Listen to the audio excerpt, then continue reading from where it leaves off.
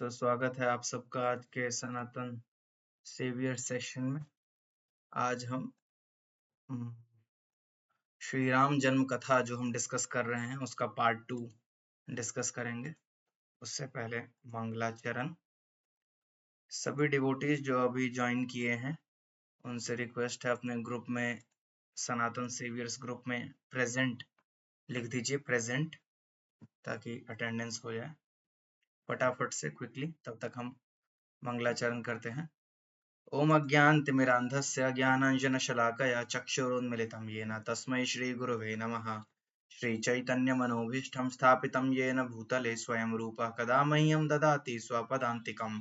वन्देऽहं श्रीगुरो श्रीयुतापदकमलं श्रीगुरून् वैष्णवांश्च श्रीरूपं साग्रजातं सहगण रघुनाथान्वितं तं सजीवं साद्वैतं सावधूतं परिजनसहितं कृष्णचैतन्यदेवम् श्री राधा कृष्ण पादान सहगण ललिता श्री विशाखान्वितांश्च।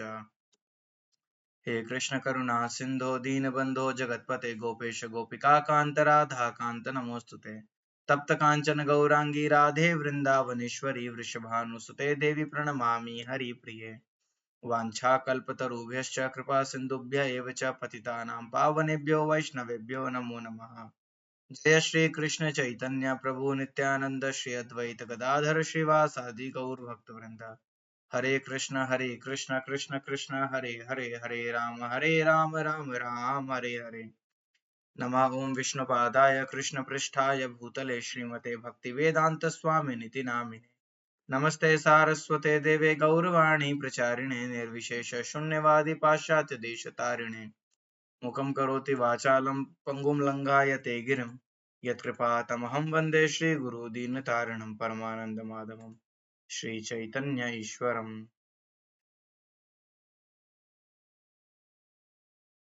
ओके, भगवान श्री राम का स्मरण करते हैं। आज रामनवमी का पावन अवसर है। आप सबको रामनवमी की बहुत शुभकामनाएं।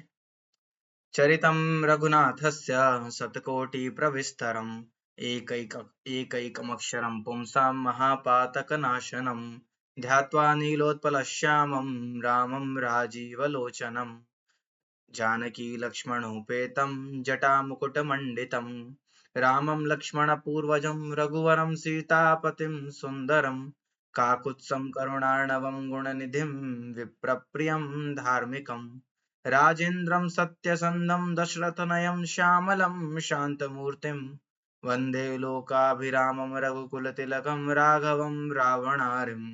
रामाय रामभद्राय रामचन्द्राय वेधसे रघुनाथाय नाथाय सीताया पतये नमः। श्रीराम राम रघुनंदन राम राम, श्रीराम राम भरताग्रज राम राम, श्रीराम राम रणकरकश राम राम, श्रीराम राम शरणं भव राम राम, श्रीरामचंद्र चरणौ मनसा स्मरामि, श्रीरामचंद्र चरणौ वचसा गृह्णामि, श्रीरामचंद्र चरणौ शिरसा नमामि, श्रीरामचंद्र चरणौ शरणं प्रपद्ये। माता रामो मत्पिता रामचन्द्रः, स्वामी रामो मत्सखा रामचन्द्रः, सर्वस्वं मे रामचन्द्रो दयालु, नान्यं जाने नैव जाने न जाने। दक्षिणे लक्ष्मणो यस्य वामे च जनकात्मजा, पुरतो मारुतिर्यस्य तं वन्दे रघुनन्दनं लोकाभिरामं रणरङ्गधीरं राजीवनेत्रं रघुवंशनाथं कारुण्यरूपं करुणाकरन्तं श्रीरामचन्द्रं शरणं प्रपद्ये। मनोजवं मारुततुल्यवेगं जितेन्द्रियं बुद्धिमतां वरिष्ठं वातात्मजं वानरयूथमुख्यं श्रीरामदूतं शरणं प्रपद्ये। तो अगेन जो लोग अभी अभी जुड़े हैं उन सब से रिक्वेस्ट है, प्लीज ग्रुप में अटेंडेंस रख दीजिए अपना। तब तक हम क्लास स्टार्ट करते हैं।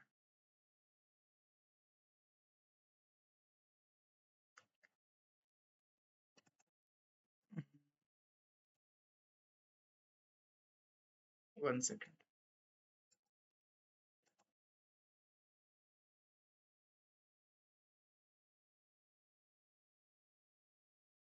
1 मिनट दीजिए।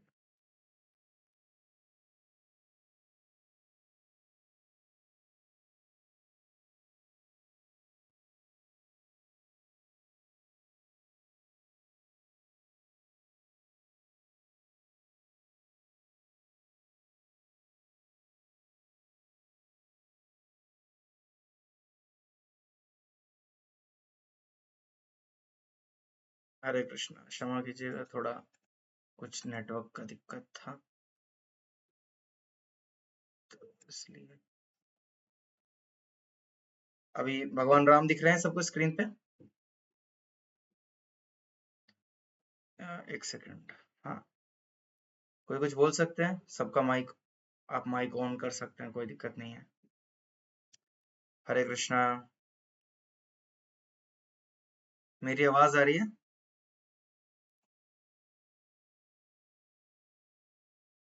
हरे कृष्णा, मेरी आवाज आ रही है डिवोटीज? हरि बोल, मेरी आवाज आ रही है? हरे कृष्णा, मेरी आवाज आ रही है डिवोटीज? हरे कृष्ण प्रभु जी। हरे कृष्णा, मेरी आवाज अभी आ रही है कि इससे पहले भी आ रही थी? कोई बता सकते हैं क्या? हरे कृष्ण पहले से प्रभु आ जी, रही है तो आपकी आवाज आ रही थी, पहले भी आ रही थी। ओके, ठीक है, थैंक यू, सॉरी। ओके, ठीक है। तो कल हमने मतलब परसों हमने डिस्कस किया था भगवान राम का जन्म क्यों होता है, तो उसको थोड़ा सा रिवीजन करते हैं और उसके बाद आज हम जानेंगे कि फिर भगवान का जन्म कैसे हुआ, उसके पीछे की हिस्ट्री हमने पिछली क्लास में जानी थी। तो सबसे पहले हमने जाना कि भगवान का जन्म मुख्यतः 3 कारणों की वजह से होता है। भगवत गीता के एक श्लोक का हमने रेफरेंस लिया, यदा यदा हि धर्मस्य ग्लानिर्भवति भारत अभ्युत्थानमधर्मस्य तदात्मानं सृजाम्यहम् परित्राणाय साधूनां विनाशाय च दुष्कृतां धर्म संस्थापनार्थाय संभवामि युगे युगे। भगवान 3 कामों के लिए आते हैं, 3 कामों के लिए आते हैं। कौन कौन से वो 3 काम हैं? कोई बताना चाहेंगे चैट में, या अनम्यूट करके अपने आप को हैंड रेज कर सकते हैं? 3 रीजंस हैं जिसके लिए भगवान आते हैं, इस श्लोक में दिया हुआ है। यस यमुना प्रभु जी, यमुना जीवन हरे कृष्ण प्रभु जी। जी। अपने भक्तों से प्रेम करने के लिए, बुरे लोगों को मारने के लिए और धर्म की स्थापना के लिए। Very good, very good. तो अपने भक्तों से प्रेम करने के लिए, तो परित्राणाय साधूनाम, फिर उसके बाद दुष्टों को मारने के लिए, विनाशाय च दुष्कृताम, और फिर धर्म संस्थापना करने के लिए, धर्म संस्थापनार्थाय संभवामि युगे युगे। वेरी गुड, हाँ वेरी गुड। तो उसके बाद हमने जाना इसमें से एक्सटर्नल रीजन कौन सा होता है और इंटरनल रीजन कौन सा होता है। भगवान बाहरी रूप से किसके लिए आते हैं और आंतरिक रूप से मतलब अपने हृदय से किस कारण से आते हैं, तो कोई उस पे भी प्रकाश डालेगा, बताएगा कि इंटरनल रीजन क्या है भगवान के आने का और एक्सटर्नल रीजन क्या है। ये 3 रीजन में से इंटरनल कौन सा है और एक्सटर्नल कौन सा है? ओके, भगवान की इच्छा सब लिख रहे हैं लेकिन आंसर और स्पेसिफिक हो सकता है, और स्पेसिफिक। अच्छा, यमुना जीवन प्रभु जी आप रुक जाइए, थोड़ा दूसरों को भी मौका देते हैं, देखते हैं बाकियों को। इंटरनल है भक्तों की रक्षा। ओके, भक्तों से प्रेम करने के लिए, भक्तों की रक्षा करने के लिए, भक्तों के साथ वक्त बिताने के लिए। बहुत अच्छा, प्रेमांक माता जी, अदिति माता जी, वेरी गुड। और एक्सटर्नल रीजन कौन सा है? एक्सटर्नल रीजन क्या है? दुष्टों का विनाश। यस रंजना माता जी। हरे कृष्ण प्रभु जी, दुष्टों का विनाश करने के लिए। Very good. तो इंटरनल रीजन है मतलब अंदर से तो भगवान आते हैं भक्तों के साथ समय बिताने के लिए ही, लेकिन बाहरी रूप से ऐसा दिखता है कि भगवान रावण को मारने आए हैं, तो भगवान हिरण्यकशिपु को मारने के लिए आए हैं, लेकिन अंदर से जो भगवान का मन है वो तो प्रहलाद के साथ समय बिताने के लिए आए हैं। वो तो भगवान श्री राम आए हैं शबरी को समय देने के लिए, भगवान आए हैं अहिल्या का उद्धार करने के लिए, भगवान भक्तों की रक्षा करने के लिए। वो इंटरनल रीजन है। तो बहुत अच्छा, चलो सबको याद है। फिर हमने एक कहानी जानी कि क्यों भगवान भला ऐसा क्यों करते हैं, दुष्टों को मारने के लिए भगवान को आने की क्या जरूरत है, भगवान क्यों आते हैं। तो हमने देखा कि कभी कभी भगवान का मन होता है कि थोड़ा सा फाइट करेंगे, थोड़ा सा लड़ेंगे, तो अपनी ही टीम में से किसी व्यक्ति को नीचे भेज देते हैं विलन का रोल प्ले करने के लिए, जिसके लिए हमने कहानी सुनी कथा सुनी जय और विजय की, कि किस तरीके से चतुष कुमार जो कि ब्रह्मा की संतान है ना, और वो वैकुंठ जा रहे थे भगवान के दर्शन करने के लिए, लेकिन उनको जय और विजय ने रोका, और जय और विजय को रोकने की वजह से उनको श्राप मिला। भगवान नारायण वहां पर आकर क्षमा मांगते हैं, और फिर उनको 3 बार या तो 7 बार का ऑप्शन मिलता है कि 7 बार या तो धरती पर प्रकट हो और भगवान के भक्ति में भक्त बनो, या फिर 3 बार प्रकट हो और भगवान के साथ फाइट करनी होगी, भगवान का दुश्मन विरोधी बनना पड़ेगा, और भगवान ही आपको मारने के लिए आएंगे। तो उन्होंने कहा कि भैया ज्यादा टाइम धरती पर नहीं रहेंगे, 3 बार जाएंगे और 3 बार में वापस आएंगे। कोई बताना चाहेगा पहली, दूसरी और तीसरी बार वो कौन कौन थे? जय और विजय पहले जन्म में, दूसरे जन्म में और तीसरे जन्म में क्या क्या बनकर आए? Yes, tech talks. आपका नाम क्या है ब्रो? जो tech talks unmute. Hare Krishna प्रभु जी। राहुल नाम है प्रभु। राहुल, यस राहुल ब्रो, बताइए तीनों जन्मों का प्रभु बताइए। जी, पहला जन्म हुआ पहला बताइए, पहला। हिरण्यकशिपु और हिरण्याक्ष के रूप में। Very good. अब कोई और दूसरा बताए। दूसरा, जो बोल नहीं सकते वो चैट में लिख सकते हैं, ठीक है। और कोई? यमुना प्रभु आप बताइए दूसरा, दूसरे जन्म में भगवान ये जय विजय क्या बनकर आए?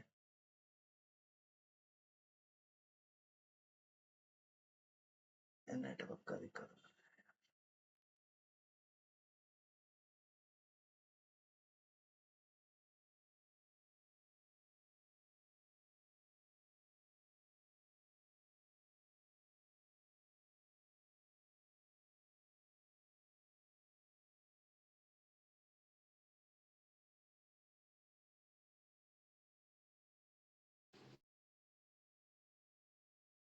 हरे कृष्ण, सॉरी नेटवर्क का थोड़ा दिक्कत हो रहा है।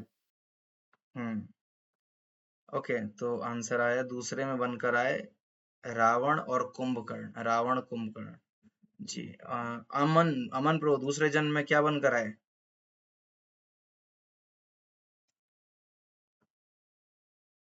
प्रभु दूसरे जन्म में रावण और कुंभकर्ण बने, पहले जन्म में रावण और हिरण्याक्ष और कुंभकर्ण, और पहले में हिरण्याक्ष और हिरण्यकशिपु। अभी तीसरा जन्म, तीसरे जन्म वाला थोड़ा डिफिकल्ट है। तीसरे जन्म में जय और विजय क्या बनकर आए? कोई और बताएं। अमन ब्रो आप नहीं, कोई और, कोई और। हरे कृष्ण प्रभु जी। एक सेकंड यमुना ब्रो, एक सेकंड यमुना जीवन को देखते हैं, और भी डिवोटीज हैं, सबको मौका मिलना चाहिए। ओके, पीयूष प्रो जी कह रहे हैं कंस, ठीक है, एक तो कंस हो गए, और दूसरे? यस रंजना माता जी। हरे कृष्ण प्रभु जी। रावण। नहीं, वो तो दूसरे में था, दूसरे जन्म में रावण और कुंभकर्ण। अभी तीसरे पे आ गए हम। तीसरे में क्या बनकर है? टेक टॉक्स कह रहे हैं दंत वक्र। ओके, ठीक है। तो और कोई दूसरे, तीसरे जन्म में जय और विजय क्या बनकर आए? कंस एक ने कहा है, और दूसरों ने कहा है दूसरे ने दंत वक्र। तो कोई और जो कंफर्म करें। यस यमुना जीवन प्रभु जी बताइए। हेलो, हाँ हरे जी कृष्ण प्रभु जी। जी। प्रभु जी वो विजय और विजय तीसरी बारी में कंस और दंतवक्र बन के आए थे। आदित्य मिश्रा माता जी कह रहे हैं शिशुपाल, शिशुपाल नहीं था। तो सही आंसर है कंस और दंतवक्र। ये दो राक्षस जो आए थे, ये जय और विजय का रूप लेकर आए थे, शिशुपाल नहीं है, ठीक है। ओके, ठीक है, वेरी गुड।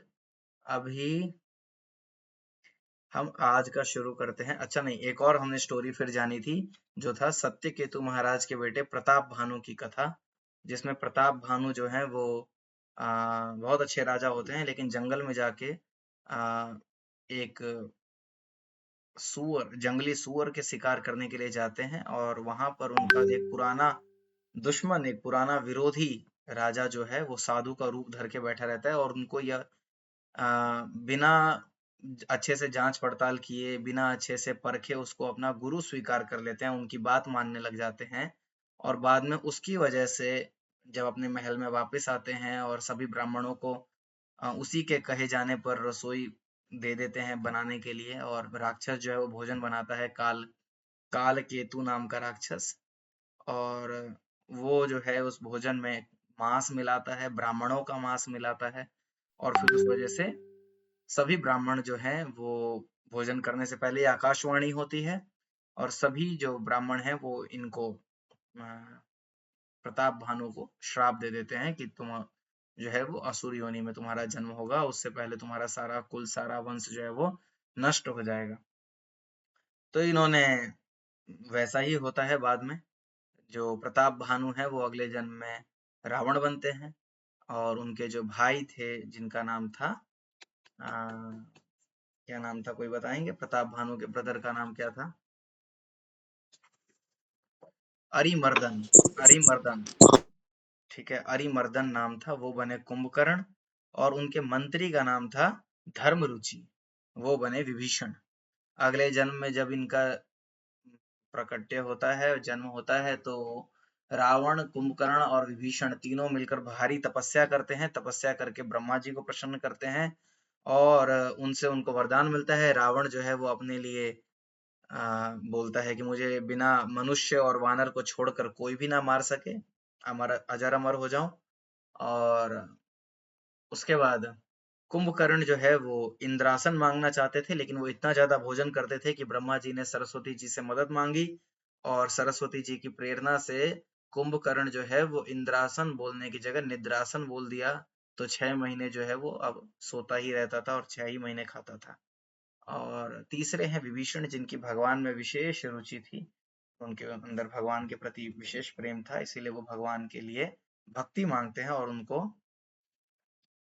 वही प्राप्त होता है। बाद में रावण, कुंभकर्ण मिलकर अपनी असुरों की सेना बनाते हैं, लंका को जीत लेते हैं।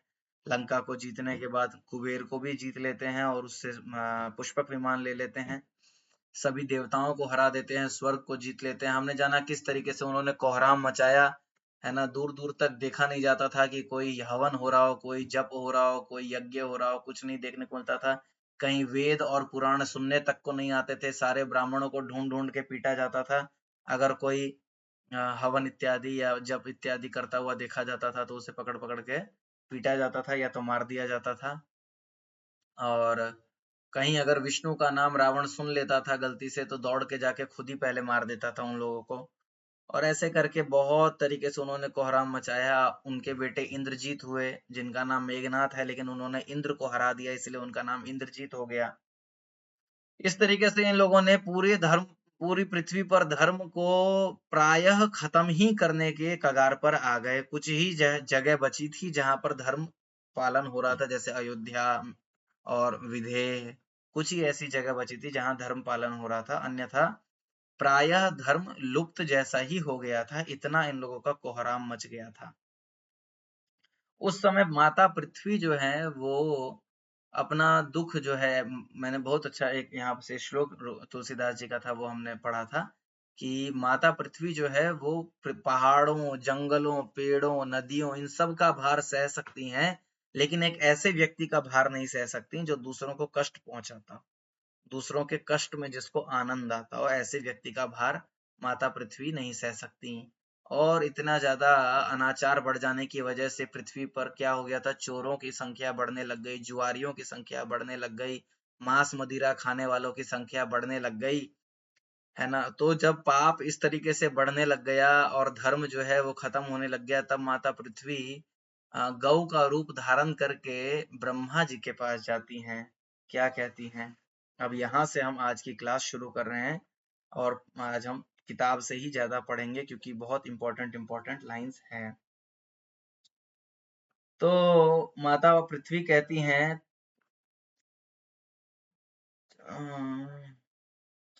पृथ्वी ने रोकर उनको अपना दुख सुनाया, सभी देवताओं को सुनाया, पर किसी ने कुछ काम ना बना, किसी से कुछ नहीं, क्योंकि सब देवता तो वैसे ही हार चुके थे रावण से हार चुके थे।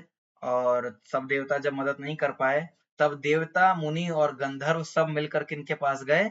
ब्रह्मा जी के पास गए। देखो, डायरेक्टली भगवान के पास नहीं जा पा रहे क्योंकि उनकी वो अथॉरिटी ही नहीं है, उनके पास वो सामर्थ्य नहीं है या उनकी वो सत्ता नहीं है कि वो सीधा भगवान को अप्रोच कर सकें। हम भी सीधा भगवान को अप्रोच नहीं कर सकते, ठीक है। सीधा भगवान राम हमारी नहीं सुनेंगे या भगवान कृष्ण हमारी नहीं सुनेंगे, क्योंकि हमारी औकात ही क्या है, हमारी भक्ति ही क्या है कि हमें सीधा कृष्ण सुने। हमें भी परंपरा के माध्यम से जाना पड़ता है ना। हम श्रील प्रभुपाद जी को है ना, श्रीला प्रभुपाद जी से, फिर उनके गुरुदेव, फिर उनके गुरुदेव, इस तरीके से हम श्रीमती राधा रानी तक अपना संदेश पहुंचाते हैं। और फिर श्रीमती राधा रानी भगवान श्री कृष्ण को कहेंगे, या हम माता सीता को अपना दुख सुनाते हैं, और फिर माता सीता श्री राम जी को हमारी बात रखती हैं, और फिर भगवान राम जो है हमारे ऊपर इंटरेस्ट लेते हैं। नहीं तो हमारे में ऐसा है ही क्या कि भगवान हम में इंटरेस्ट ले? हम कोई भी इंटरेस्टिंग चीज थोड़ी है, कुछ भी इंटरेस्टिंग नहीं है हमारे अंदर, कोई भक्ति हम अच्छी नहीं कर रहे हैं। तो इसीलिए हम डायरेक्टली भगवान को अप्रोच नहीं कर सकते, परंपरा के माध्यम से ही जाना पड़ेगा। कोई ये कहेगा कि नहीं, मेरे को ना गुरु चाहिए ना परंपरा चाहिए, मैं सीधा भगवान से अप्रोच करूंगा, तो ये संभव नहीं है। देखो, सभी देवता, मुनि, गंधर्व सब मिलकर ब्रह्मा जी के पास सत्य लोग गए। भय और शोक से अत्यंत व्याकुल बेचारी पृथ्वी भी गौ का शरीर धारण किए हुए उनके साथ थी। ब्रह्मा जी सब जान गए, वो तो सारी सृष्टि उन्होंने रची है, वो पहले ही समझ गए कि ये किस लिए आए हैं। उन्होंने मन में अनुमान किया कि इससे मेरा कुछ भी वश नहीं चलने का, मैं इस पर कुछ नहीं कर सकता, मैं इनकी मदद नहीं कर पाऊंगा। तो क्या किया सब लोगों को, तब उन्होंने पृथ्वी से कहा कि तुम जिनकी दासी हो वही अविनाशी हमारा और तुम्हारा दोनों का मदद कर सकते हैं। ऐसा करके पृथ्वी जो है वो भगवान की पत्नी है, भगवान की पत्नी है पृथ्वी। इसीलिए पृथ्वी को आज के समय में इतना हम लोग भोगने का जो इच्छा है ना हमारा, वो बहुत गलत है। कि पृथ्वी से जो भी संसाधन निकल रहे हैं, जैसे पेट्रोल निकल रहा है, गैस निकल रही है, फल फूल इत्यादि निकल रहे हैं, हम सोच रहे हैं नोच नोच के हम खा लें, और भगवान को उसका हिस्सा नहीं देना चाहते, सिर्फ अपने भोग के लिए पृथ्वी का इस्तेमाल कर रहे हैं। लेकिन पृथ्वी हमारे भोग की वस्तु नहीं है, पृथ्वी भगवान की पत्नी है, इसलिए भगवान की सेवा के लिए है। इसीलिए यहाँ ब्रह्मा जी कह रहे हैं तुम जिनकी दासी हो, ठीक है, मतलब पृथ्वी किनकी दासी है? हमारी दासी नहीं है पृथ्वी, पृथ्वी तो महारानी है हमारी। पृथ्वी किनकी दासी है? भगवान राम की दासी है, भगवान कृष्ण की दासी है, नारायण की दासी है, उनकी पत्नी है ना। लेकिन आज हम पृथ्वी को अपने नौकर की तरह समझकर ट्रीट करते हैं। देखो, नदियों में कचरा फैलाते हैं, सड़क पर जाते हुए कितने लोग ऐसे ही कचरा फेंक देते हैं, सड़क में बहुत गलत गलत काम करते हैं, कहीं भी पेशाब कर रहे हैं, कहीं भी, है ना, नदियों में नहाने के लिए जाते हैं उसमें पेशाब कर देते हैं, बहुत गलत काम करते हैं। गंगा जी में दारू की बोतल रखकर ठंडा करते हैं। इस तरीके के लोगों का विचार इतना गंदा हो चुका है, इतनी गंदी उनका चरित्र हो चुका है। तो पृथ्वी को सिर्फ एक भोग की वस्तु समझ लिया है कि हिल स्टेशन पर जाना है, शिमला जाएंगे, मसूरी जाएंगे, इन सब बस एक भोग की वस्तु। ये पृथ्वी जो है वो मेरे भोग के लिए बनी है। लेकिन ये असुरों की सोच है, ये रावण की सोच है, ये हिरण्यकशिपु की सोच है। भक्तों की सोच ऐसी नहीं होनी चाहिए। भक्तों को समझते पृथ्वी तो मेरी सेवा की वस्तु है, मैं पृथ्वी माता हमारी ऑलरेडी इतनी सेवा कर रही है, इतने फल दे रही है, इतने फूल दे रही है, इतना अनाज दे रही है, रहने को घर दे रही है, सब कुछ दे रही है, और मैं तो कुछ भी नहीं पृथ्वी को दे पा रहा, तो मैं फालतू में इनको कष्ट क्यों दूंगा? भक्त के अंदर ये स्वभाव होना चाहिए, ठीक है। तब पृथ्वी पर धन बढ़ेगा, तब पृथ्वी पर जो है हर प्रकार के रिसोर्सेज बढ़ेंगे। लेकिन आज जो पृथ्वी पर दुर्गति हमें देखने को मिलती है, उसका मुख्य कारण है कि हमने पृथ्वी को सिर्फ अपने भोग की वस्तु समझ ली है, कि पृथ्वी जो है वो मेरे भोगने के लिए बनी है, इस पर जो भी उगता है वो मेरे खाने के लिए बना है, और मैं जितना हो सके इसमें फर्टिलाइजर डालो, इसमें यूरिया डालो, और इससे अनाज निकालो, है ना। उससे धरती खराब कर रहे हैं। वही पानी नदियों में जाता है, नदियों में फैक्ट्री का पानी जाता है, नदी खराब हो रहा है। हवा में पॉल्यूशन कर दिया है, इतना ज्यादा एयर पॉल्यूशन इतना बढ़ गया है। हर तरफ से हम सोच रहे हैं कैसे हम पृथ्वी को कष्ट दे सके, और उसकी वजह से पृथ्वी जो है वो संसाधन कम कर रही है। अब जब संसाधन कम हो रहे हैं तब हम चिल्ला रहे हैं कि अरे बड़ा कष्ट हो रहा है, सारी चीजें महंगी हो रही हैं। महंगी क्यों नहीं होंगी? जब आप पृथ्वी को कष्ट दोगे तो पृथ्वी तो भगवान की पत्नी है, पृथ्वी सारे रिसोर्सेज को कम कर देंगी कि भैया आप तड़पो थोड़ा। तो पृथ्वी को ब्रह्मा जी ने कहा आप जिनकी दासी हो वही हमारी मदद कर सकते हैं।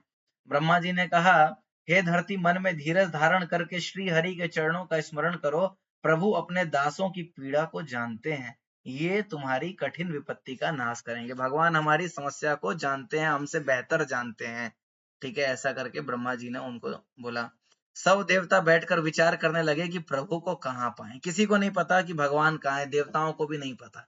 सब देवता बैठ के सोचने लग गए कि भगवान कहाँ मिलेंगे, है ना, ताकि उनके सामने जाकर हम अपना दुख सुना पाए। कोई कहता वैकुंठपुरी जाना चाहिए, कोई कहता है कि भगवान क्षीर सागर में रहते हैं। इस तरीके से लोग अलग अलग बात कर रहे हैं। जिसके हृदय में जैसी भक्ति है, प्रीति है, वह भगवान प्रभु वहां सदा रीति से प्रकट हो जाते हैं। जाके हृदय भगति जैसी प्रीति, प्रभु तहां प्रकट सदा तेई रीति। हे पार्वती, उस समाज में मैं भी था, अवसर पाकर मैंने बात कही। कौन कह रहे हैं? शिव जी कह रहे हैं पार्वती जी को, कि सभी देवता जब सोच रहे थे कि भगवान नारायण को कहाँ ढूंढा जाए, कोई कह रहा है वैकुंठ में है, कोई कह रहा है क्षीर सागर में है, तब शिव जी कहते हैं कि मैं भी वहीं था सभी देवताओं के साथ। तब मैंने उन सबको एक बात कही। क्या कही? हरि व्यापक सर्वत्र समाना, प्रेम ते प्रगट होहि मैं जाना। शिव जी ने कहा, मैं तो यह जानता हूं कि भगवान सब जगह समान रूप से व्यापक हैं, प्रेम से वे प्रकट हो जाते हैं। अगर कोई प्रेम से भगवान हर जगह व्याप्त हैं, कोई अगर प्रेम से उनको पुकारे तो वहीं वो प्रकट हो जाते हैं। प्रहलाद की पुकार पर खंबे से प्रकट हो गए, है ना। देवताओं की पुकार पर मंदराचल के नीचे कच्छप के रूप में प्रकट हो गए। भगवान तो जहां भी उनके भक्त उनको प्रेम से बुलाते हैं वहां प्रकट हो जाते हैं। ऐसा कर कर शिव जी ने सभी देवताओं को कहा, देश काल दिशा विदिशा में बताओ, ऐसी जगह कहाँ है जहां प्रभु ना हो? ऐसी कौन सी जगह है जहां पर भगवान नहीं है ना। वे चराचर में, हर चराचर में व्याप्त हैं, होते हुए भी सबसे रहित हैं और विरक्त हैं। सब में है भी और सब में नहीं भी हैं। जो उनको प्रेम भाव से भजता है उसको वो हर जगह दिख रहे हैं। जो जिनका उनके प्रति प्रीति नहीं है, प्रेम नहीं है, उसको वो कहीं नहीं दिख रहे। वे प्रेम से प्रकट होते हैं। जैसे अग्नि जो है वो लकड़ी के अंदर हमेशा होती है, लेकिन जिसको लकड़ी से अग्नि निकालनी आती है कि घस के कैसे लकड़ी से अग्नि निकाली जाती है, वो तो लकड़ी से आग निकाल सकता है। लेकिन जिसको नहीं आती वो कहेगा बताओ भला इस लकड़ी में अग्नि कहाँ है, इसमें कहाँ है आग। लेकिन जिसको पता है कि भाई इसको इसके ऊपर रगड़ो अच्छे से, देखो आग निकल जाएगी। वैसे ही भक्त को पता है भगवान तो हर जगह व्याप्त है, उनको कैसे प्रकट कराना है ये भक्त जानता है। इसीलिए शिव जी ने बताया, क्योंकि शिव जी जो है वो क्या है? वैष्णवा नाम यथा शंभु, सभी भक्तों में सबसे श्रेष्ठ हैं शिव जी। शिव जी कहते हैं भगवान ऐसे प्रकट हो जाएंगे, प्रेम से बुलाओ उनको। मेरी बात सुनकर ब्रह्मा जी के मन में बड़ा हर्ष हुआ, उनका तन पुलकित हो गया, नेत्रों से आंसू बहने लगे। तब वे धीर बुद्धि ब्रह्मा जी सावधान होकर हाथ जोड़कर कहने लगे। क्या कहने लगे? जब उन्होंने शिव जी ने ऐसे बोला तब सबने हाथ जोड़ा, ब्रह्मा जी ने हाथ जोड़ा और भगवान को याद करने लगे। क्या कहने लगे? जय जय सुरनायक जन सुखदायक, प्रणत पाल भगवंता, गो द्विज हितकारी, जय असुरारी, सिंधु सुता प्रिय कंता, पालन सुर धरणी, अद्भुत करणी, मरम न जानई कोई, जो सब कृपाला, दीन दयाल, करऊं अनुग्रह सोई। तब ब्रह्मा जी और सभी देवता कहने लगे, हे देवताओं के स्वामी, सेवकों को सुख देने वाले, शरणागत की रक्षा करने वाले, हे भगवान आपकी जय हो, आपकी जय हो। हे गौ और ब्राह्मणों का हित करने वाले, असुरों का विनाश करने वाले, समुद्र की कन्या श्री माता लक्ष्मी जी के प्रिय। समुद्र लक्ष्मी जी किनकी बेटी है? समुद्र की बेटी है, क्योंकि जब समुद्र का मंथन हुआ था, ये कहानी कभी पढ़ेंगे समुद्र मंथन की, तब माता लक्ष्मी प्रकट हुई थी और उन्होंने भगवान नारायण से विवाह किया था। तो कह रहे, हे समुद्र की पुत्री माता लक्ष्मी जी के प्रिय, आपकी जय हो। हे देवता और पृथ्वी का पालन करने वाले, आपकी लीला अद्भुत है, उसका भेद कोई नहीं जानता। ऐसे जो स्वभाव से कृपालु और दीन दयालु हैं, वे हम पर कृपा करें। देखो, मांगने जा रहे हैं मदद, लेकिन सीधा ऐसे मदद नहीं मांगनी चाहिए बड़े आदमी से, है ना। पहले उनका गुणगान करना चाहिए। किसी भी बड़े आदमी से जब कोई मदद मांगने जाता है तो पहले उनका गुणगान करता है, उनका यश गाता है। अभी हम भगवान के पास जाते हैं ना कभी कभी प्रे करने के लिए, अपना अपना दुख सुनाने के लिए, तो सीधा जाकर अपना दुखड़ा गाने लग जाते हैं, रोने लग जाते हैं, सर पटकने लग जाते हैं। लेकिन वो जरूरी नहीं है। प्रार्थना करने का भी तरीका है। देखो, ब्रह्मा और देवताओं से सीखो, इतने दुख में है लेकिन सबसे पहले भगवान का जाके स्तुति कर रहे हैं कि हे प्रभु, आप कितने दयालु हैं, आप कितने महान हैं। उनके गुण गा रहे हैं, उनके गुणों का वर्णन कर रहे हैं। भगवान के पास कभी भी जाएं तो पहले भगवान के गुणों का वर्णन करना चाहिए। जब भी रुक्मिणी द्वारकाधीश के सामने जाते हैं, राधा कृष्ण के सामने जाते हैं, तो भगवान का गुणगान करना चाहिए कि प्रभु आप कितने सुंदर लग रहे हैं, आपकी धोती कितनी सुंदर लग रही है, आपके चरण कितने सुंदर लग रहे हैं, आपके चेहरे पर ये मुस्कान कितनी सुंदर लग रही है। भगवान का गुणगान करना चाहिए, क्योंकि भगवान का गुणगान जब हम करते हैं तब भगवान आकर्षित हो ना हो, लेकिन भगवान के बगल में जो उनकी पत्नी है, माता सीता है या राधा रानी है, वो आकर्षित हो जाती हैं कि ये बच्चा मेरे पति का गुणगान कर रहा है। और वो आकर्षित हो गई तो कृपा तो मिल ही जाएगी ना, क्योंकि वही तो कृपा है।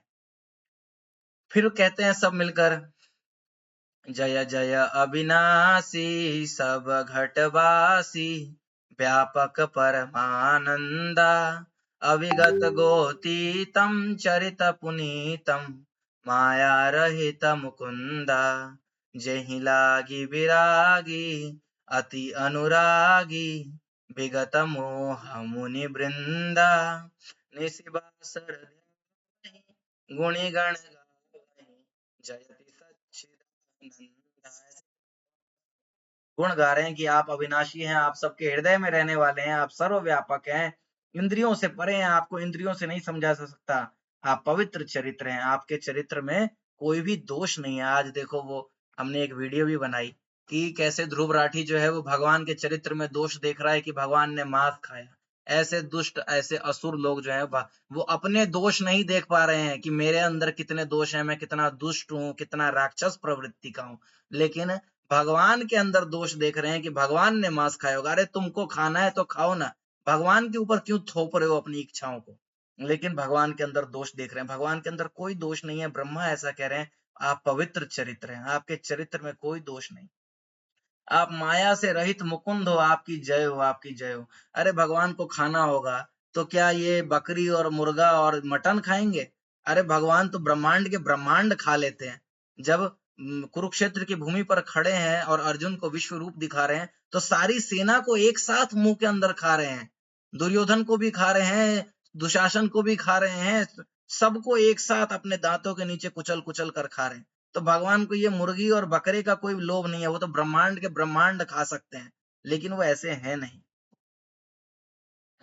इस तरीके से ब्रह्मा जी उनके चरित्र का गुणगान करते हैं और फिर अंत में कहते हैं कि इस तरीके से जब गुणगान करते हैं तब फिर उसके बाद भगवान प्रकट होते हैं। देवता और पृथ्वी को गंभीर भयभीत जानकर, उनसे स्नेह युक्त वचन सुनकर शोक और संदेह को हरने वाले गंभीर आकाशवाणी हुई। आकाशवाणी होने लगी। क्या आकाशवाणी हुई?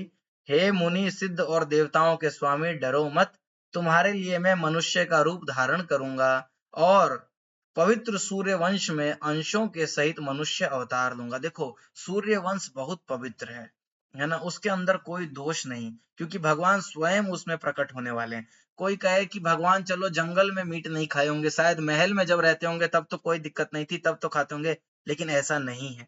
ये मैंने अभी वीडियो में ये नहीं बता पाया क्योंकि वो 3 मिनट में उतना आ नहीं सकता था, लेकिन वाल्मीकि रामायण के इस सुंदर कांड में हनुमान जी स्वयं जाकर सीता माता को कहते हैं कि माता, रघुकुल में तो कोई मांस खाता ही नहीं है, और आपके चले जाने के बाद तो भगवान वैसे भी कुछ नहीं खा रहे हैं, है ना।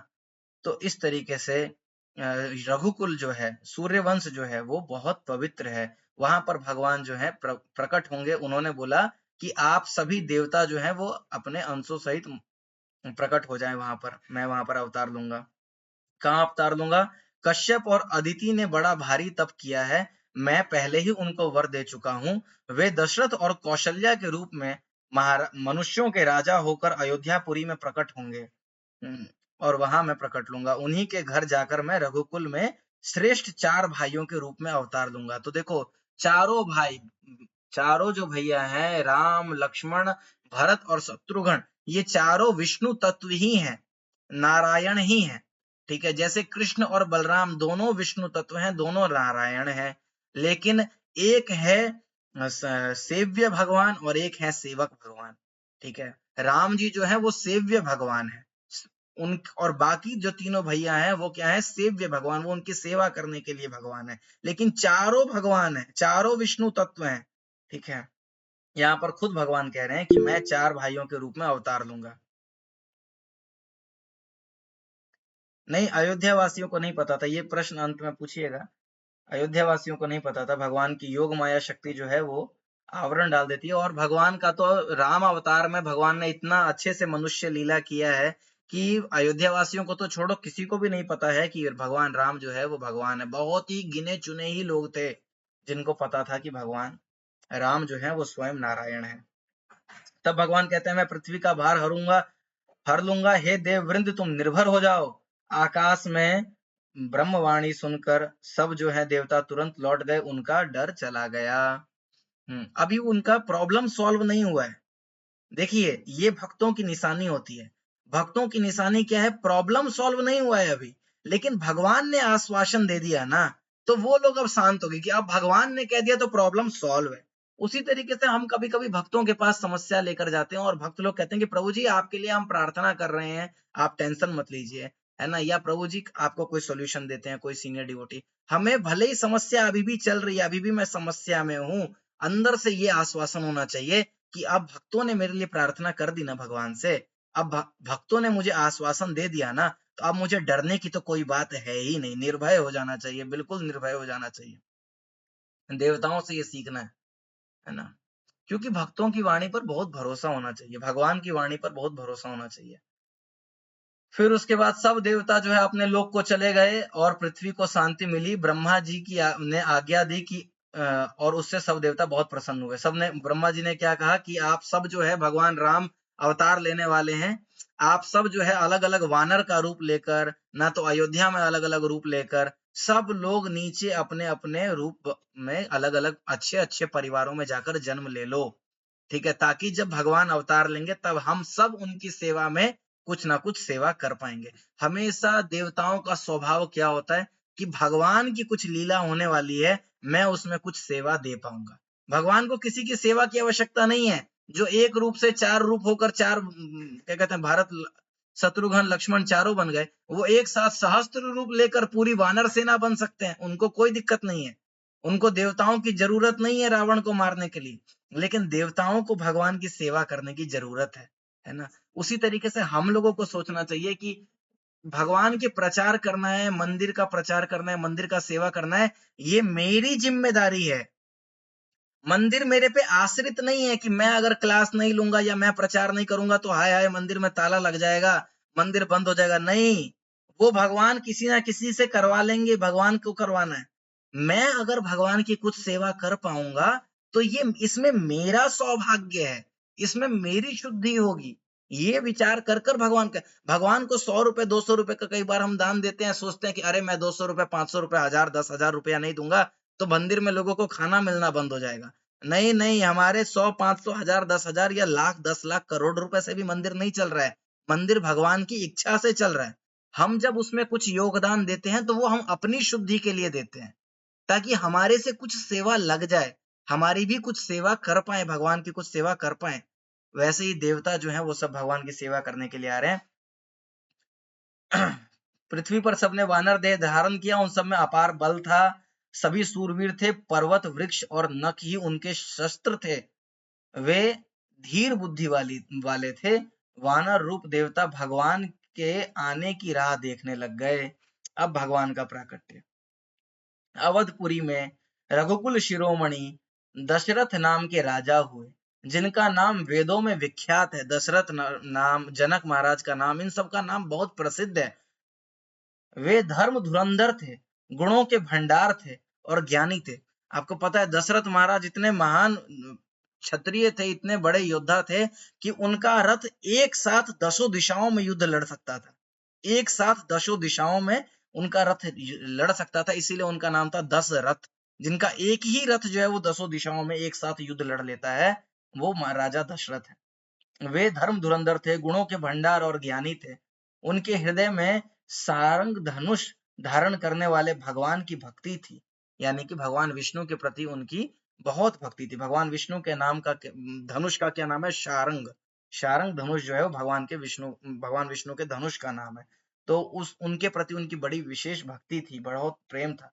जिसके हृदय में भक्ति होगी भगवान के प्रति इतनी निश्चल, इतनी प्रगाढ़, उसी के हृदय में भगवान प्रकट होते हैं और फिर उन्हीं की संतान जो है वो भगवान होते हैं या भगवान के बहुत अच्छे भक्त होते हैं। माता पिता अगर अच्छे होंगे तभी संतान अच्छी होगी। बहुत ही विरला ही कोई ऐसा होता है कि माता पिता तो राक्षस थे लेकिन बेटा जो है वो प्रहलाद जैसा हो गया, ऐसा बहुत कम देखने को मिलता है। लेकिन अगर माता पिता चाहते हैं कि हमारी संतान बहुत अच्छी बने तो माता पिता को भी बहुत अच्छा होना पड़ेगा। यहाँ से ये पता चलता है। उनकी कौशल्या आदि प्रिय रानियां थी, सभी पवित्र आचरण वाली थी और पति के अनुकूल थी, सब पति के कहने पर चलने वाली थी और भगवान नारायण के चरण कमलों में उनका दृढ़ प्रेम था। तो राजा के मन में एक बार ग्लानि हुई कि मेरे कोई पुत्र नहीं है, उम्र बीत रही है, प्रजा आगे बढ़ानी है, सेवा आगे चलती रहनी चाहिए राज्य की, है ना। राजा तुरंत ही अपने गुरु वशिष्ठ के पास गए और चरणों में बहुत विनय किया। तब राजा ने सारा दुख सुख सुना, गुरु को सुनाया और गुरु वशिष्ठ जी ने उनको धीरज धारण करवाया। बोला कि तुम्हारे 4 पुत्र होंगे और तीनों लोकों में उनकी प्रसिद्धि फैलेगी, भक्तों के भय को हरने वाले होंगे। वशिष्ठ जी ने श्रृंगी ऋषि को बुलाया। श्रृंगी कौन है? ऋषि श्रृंग नाम के एक महान ऋषि थे, उनके द्वारा पुत्र कामेष्ठी यज्ञ करवाया और उसमें वो ऋषि श्रृंग नाम के ऋषि ही कर सकते थे। कभी इसके ऊपर बहुत विशेष चर्चा करेंगे। ऋषि जो पुत्र कामेष्ठी यज्ञ है जिससे पुत्र की प्राप्ति होगी और ऐसे दिव्य पुत्रों की प्राप्ति होगी, यानी राम लक्ष्मण भरत शत्रुघ्न ऐसे दिव्य पुत्रों की प्राप्ति होगी।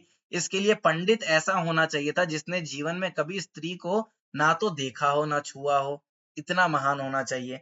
वो सिर्फ उस समय संसार में सिर्फ एक ही थे, वो थे ऋषि श्रृंग, जिनका ब्रह्मचर्य इतना पावन था, इतना प्रगाढ़ था, इतना दृढ़ था कि वो तो स्त्री नाम की वस्तु को जानते ही नहीं थे। तब ऋषि श्रृंग को बुलवाया गया और उस समय ऋषि श्रृंग का विवाह हो चुका था, लेकिन उन्होंने अपने ब्रह्मचार्य काल में यानी विवाह से पहले उन्होंने कभी कोई स्त्री को नहीं देखा। तो उनको बुलवाया गया। इसके पीछे भी बहुत कहानी है, वो कभी और अच्छे से इसको अलग अलग सेशंस में जानेंगे। फिर हवन हुआ, यज्ञ कर कर यज्ञ से यज्ञ देवता प्रकट हुए और उन्होंने जो है एक खीर का कटोरा लेकर प्रकट हुए और दशरथ जी ने वशिष्ठ जी ने हृदय में जो कुछ विचारा था तुम्हारा वह सब सिद्ध हो जाएगा। उन्होंने बोला, जो हवन से प्रकट हुए थे, उन्होंने बोला, हे राजन, तुम जाकर इस खीर को जिसको जैसा हो वैसा भाग बनाकर बांट दो। तदंतर अग्निदेव ने सारी सभा को समझाकर अंतर्धान हो गए। राजा परमानंद को प्राप्त हुए, उनके हृदय में हर्ष समाता न था। उन्होंने पत्नियों को बुलाया, कौशल्या आदि रानियां वहां आई, यानी कि कौशल्या, सुमित्रा, केकई। ठीक है, 3 रानियां मुख्य हैं, इसके अलावा भी राजा दशरथ जी की कई रानियां थी। वो भी कहानी है कि इतनी रानियां क्यों थी, क्योंकि परशुराम जी जो है वो उस समय सभी राजाओं को मारने के लिए भागा करते थे, सारे राजाओं को मारने का उन्होंने संकल्प लिया था। तो लेकिन उनका कंडीशन ये था कि किसी को मैं तभी नहीं मारूंगा जब वो शादी कर रहा हो उस समय।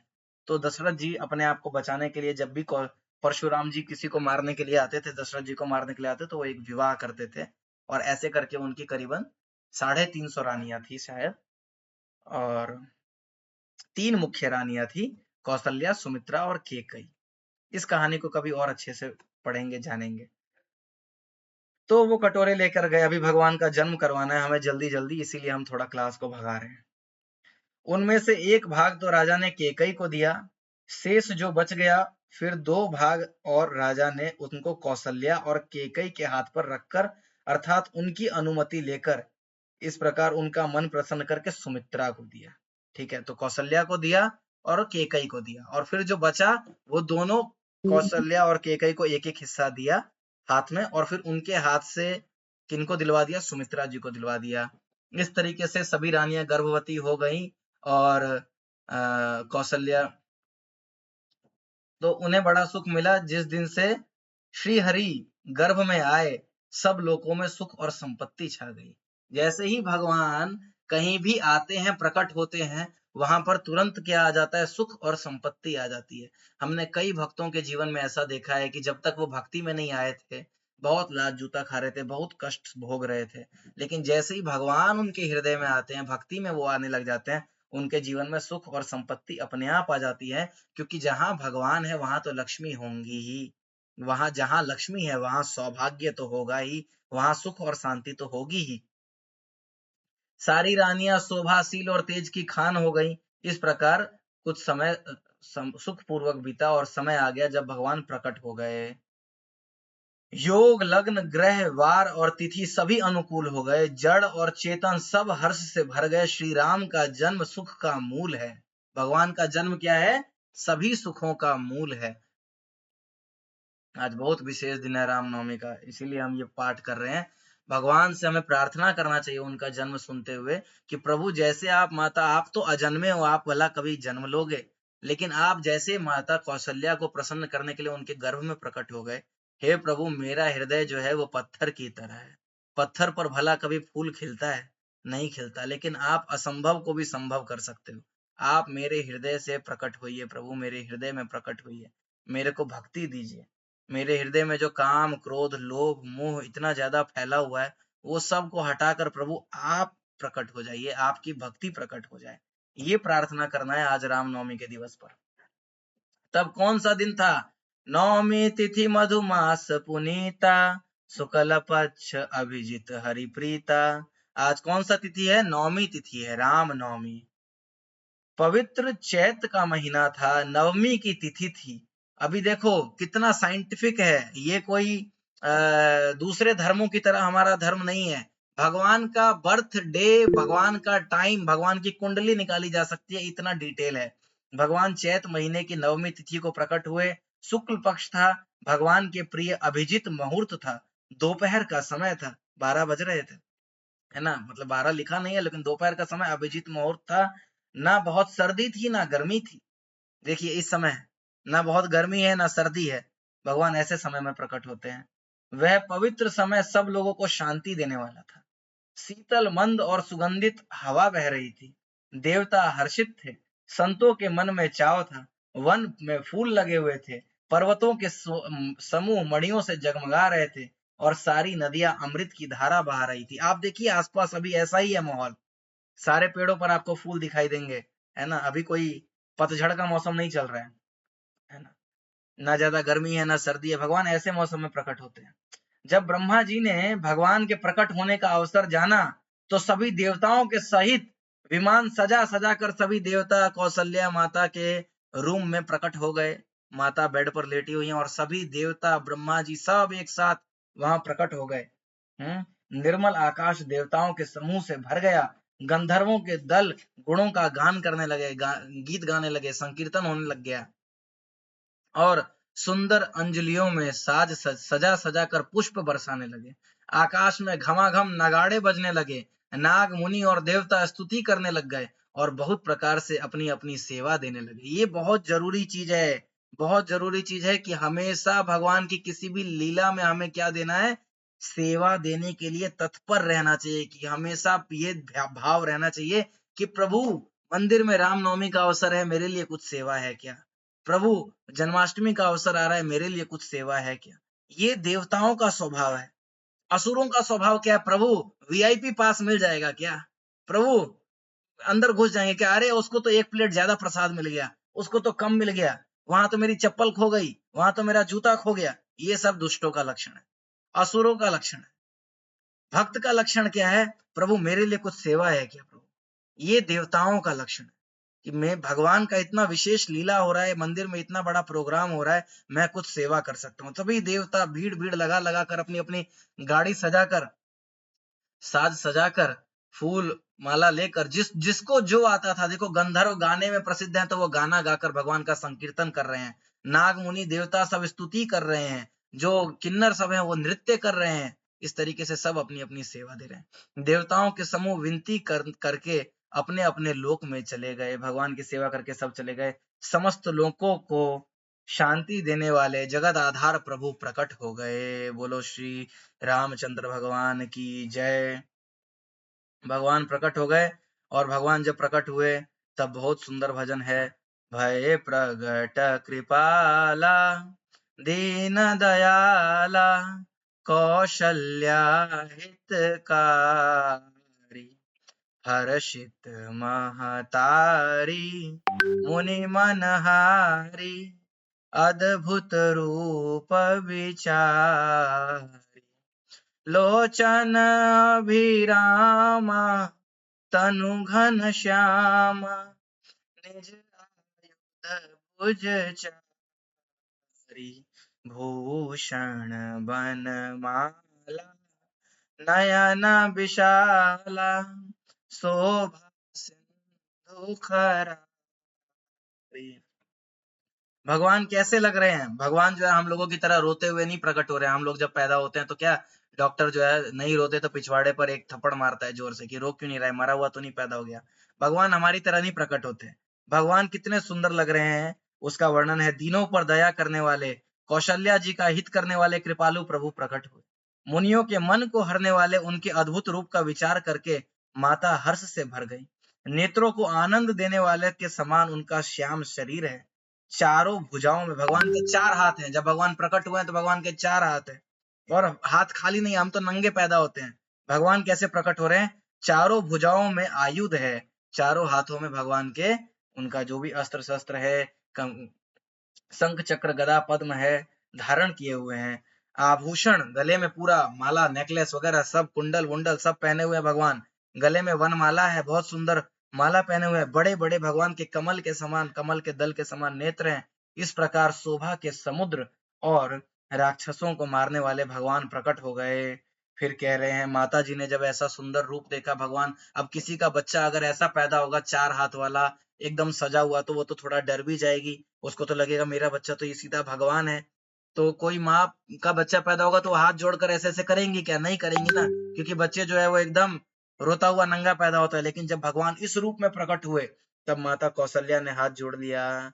कहती हैं कह दुई कर जोरी स्तुति तोरी केहि विधि करो अनंता माया गुण ज्ञान तीत अमाना वेद पुराण भनंता करुणा सुख सागर सब गुण आगर जहि गावै श्रुति संता सो मम हित लागी जन अनुरागी भयउ प्रकट श्रीकंता। हाथ जोड़कर माता कहने लगी हे अनंत, मैं आपकी स्तुति कैसे कर सकती हूँ? आपको ना तो वेद जानते हैं ना पुराण जानते हैं। आप माया गुण और ज्ञान से परे हैं। आप परिमाण रहित हैं, आपको नापा नहीं जा सकता। श्रुतियां और संत जन दया और सुख का समुद्र सब गुणों को के धाम कहकर जिनका गान करते हैं, आपका गान करते हैं, वही भक्तों पर कृपा करने वाले हे लक्ष्मीपति भगवान नारायण, मेरे कल्याण के लिए आप प्रकट हो गए, मेरे को खुश करने के लिए आप आ गए, साक्षात आप आ गए। इस तरीके से वो दोनों आंखों से आंसू बहाते हुए भगवान का गुणगान कर रहे हैं।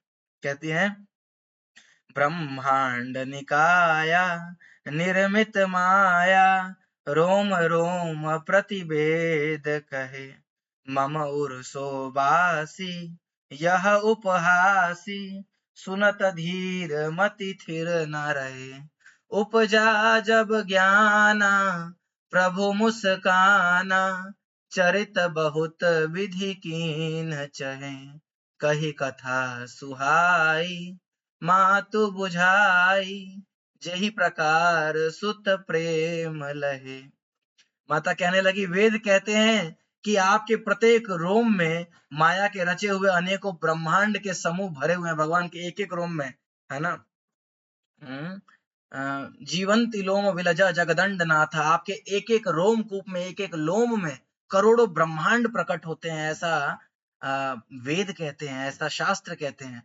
जिनके रोमकूप से इतने ब्रह्मांड पैदा लेते हैं, प्रकट होते हैं, वो प्रभु मेरे गर्भ से पैदा ले रहे हैं। ये बात अगर कोई सुनेगा तो वो हंसने लग जाएगा। इस हंसी की बात सुनने पर धीर विवेकी मुनि भी, उनकी भी बुद्धि थिर नहीं रहेगी। प्रभु ऐसा वो क्यों कह रही हैं? आप इस रूप में रहेंगे प्रभु तो कोई नहीं समझेगा आप मेरे बेटे हैं। सबको लगेगा कि भला ऐसा कभी हो सकता है कि जो भगवान जिनके रोमकूप से इतने ब्रह्मांड प्रकट होते हैं वो आपके गर्भ से पैदा होंगे। ऐसा सोचकर वो कहती हैं हे प्रभु अपने रूप में वापस आइए।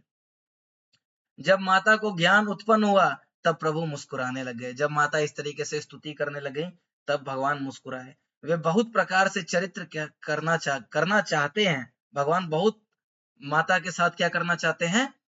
बाल लीला करना चाहते हैं, इसीलिए उन्होंने तुरंत अपने रूप को क्या किया, संकुचित कर लिया कि माता जो है वो तो ऐश्वर्य भाव में आ गई, अब तो ये मुझे भगवान समझने लग गई, तो मैं इनके साथ बाल लीला कैसे कर पाऊंगा, है ना। ये तो मुझे अपना बच्चा, तुरंत भगवान ने अपनी योग माया शक्ति से अपने आप को नॉर्मल कर लिया, करने का मन बनाया।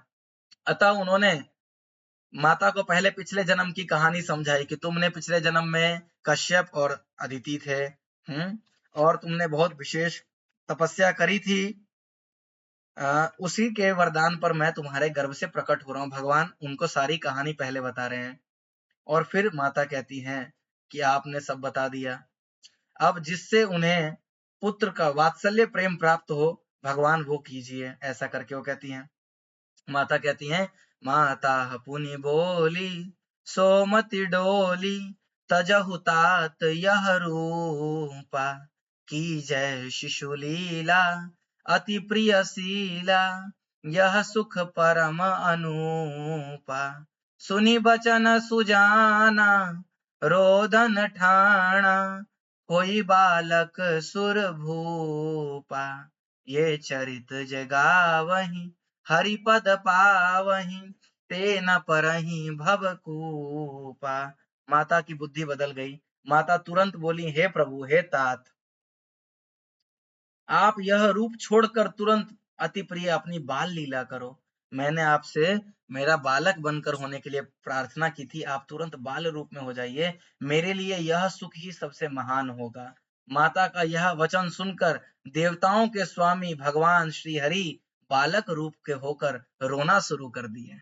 जैसे नॉर्मल हो जाता है, सब बच्चे जैसे पैदा होते हैं, वैसे ही भगवान तुरंत साधारण बालक की तरह हो गए, हाथ में आ गए और रोने लग गए बच्चे की तरह।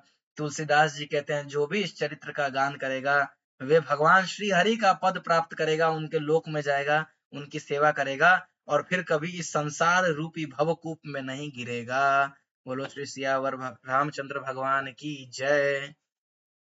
तो भगवान श्री राम का जन्म इस प्रकार से हुआ, और माता कौशल्या का भाव जो है उसी भाव में, हालांकि उस भाव का तो हम कुछ भी नहीं है, हमारे अंदर तो है ही नहीं ऐसा कोई भाव, लेकिन माता कौशल्या से प्रार्थना करनी चाहिए, प्रभु श्री राम से प्रार्थना करनी चाहिए कि जिस तरीके से उनका जो भाव है, जिसकी वजह से भगवान उनके गर्भ से प्रकट हुए, उसका 1% न आधा % न 0.1 0.001 या 0.0001% भी कुछ इधर आ जाए, कुछ हमारे हृदय में आ जाए, कि भगवान प्रसन्न होकर हमारे हृदय में प्रकट हो, और हमारे हृदय में अगर वो भगवान प्रकट हो गए, जो कामदेव के काम के शत्रु हैं, वो भगवान अगर हृदय में प्रकट हो गए, तो फिर ना क्रोध रहेगा, ना काम रहेगा, ना लोभ रहेगा, कोई समस्या नहीं रहेगी, कोई प्रॉब्लम नहीं रहेगी। जहां भगवान है वहां लक्ष्मी है ही, कोई समस्या नहीं रहेगी।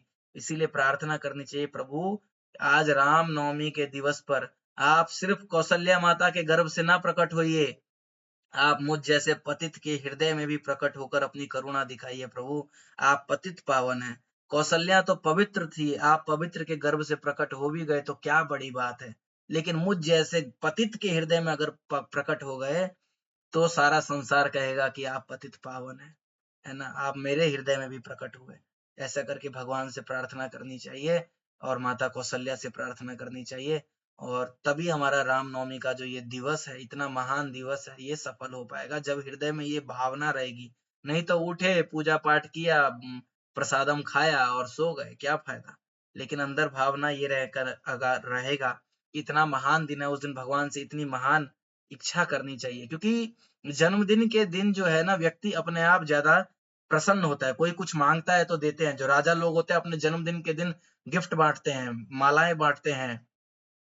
तो भगवान तो सबसे बड़े राजा हैं, है ना, सबसे बड़े राजा हैं, द्वारकाधीश हैं, अयोध्या के राजा हैं, और हम अगर उनसे कहेंगे कि प्रभु आज तो आपका हैप्पी बर्थडे है, आप तो आज तो आपका जन्मदिन है, आपसे जो मांगेंगे आपको देना चाहिए, तो हम आपसे आपकी निश्चल भक्ति मांगते हैं, वो भक्ति दीजिए प्रभु। सबसे महंगी चीज मांगो, राजा के पास जाके 10 रुपया 20 रुपया नहीं मांगना चाहिए, पूरा का पूरा राज्य मांगना चाहिए, है ना। वैसे ही आप जब भगवान के पास जाते हैं तो छोटी मोटी चीज मत दे दो, मांगो कि पैसा दे दो, गाड़ी दे दो, बंगला दे दो, ना लड़की दे दो, ये सब नहीं।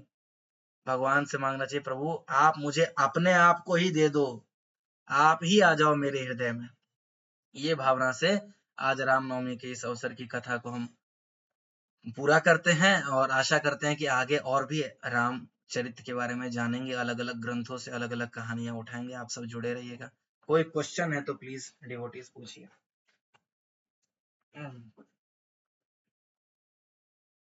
कोई प्रश्न है तो पूछिए, थोड़ा हम भी व्यस्त हैं आज तो। क्या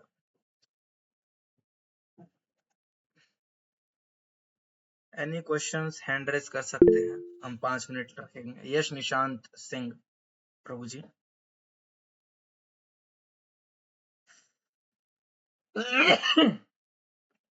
हरे कृष्णा।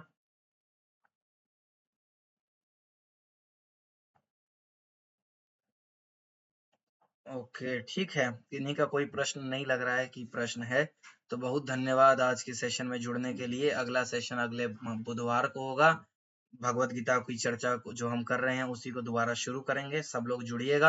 आप लोग अपने फ्रेंड्स और फैमिली मेंबर को भी ग्रुप में जोड़ सकते हैं। बहुत सारे लोगों ने अभी तक फॉर्म भी नहीं भरा है, तो उनसे भी रिक्वेस्ट है कि प्लीज फॉर्म भर दीजिएगा।